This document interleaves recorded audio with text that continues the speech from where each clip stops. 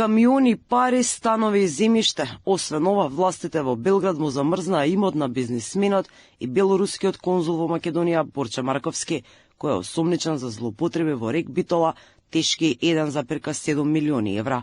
Српските власти замрзнаа имот од фирма во Белград која е поврзана со Марковски, бидејќи постои сомневање дека имотот е стекнат со пари од кривичните дела за кои е отворена истрага во Македонија. Но не е само имотот. Српските власти треба да го обезбедат и отворат сефот на Марковски, кој го чувал во една српска банка. И засега е непознато што се крие во сефот на белорускиот конзул.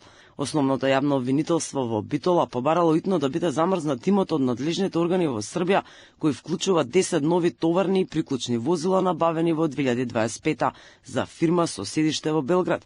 Возилата не смее да се продаваат и да се употребуваат. Од српските органи беше побарано да забранат на правното лице од Белград, на неговиот управител или на друго лице во нивно име да ги отуѓува, оптоварува или да располага со моторните возила за кои постои сомнение дека се набавени и представуваат посредна имотна корист од кривичните дела за кои е отворена истрага.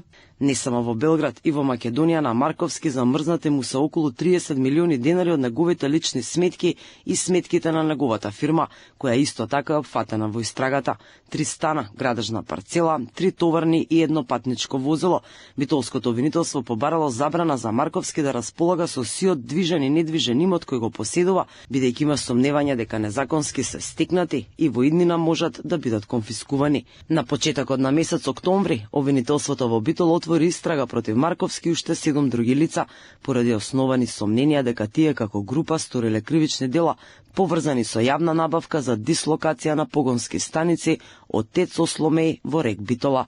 Меѓу другите осомничени, еден е вработен во Марковски компани, додека другите се поранешни раководители во комбинатот. Меѓу нив е и поранешниот директор во рек Битола Пеце Матевски, кој веќе е обвинет во предметот адитив.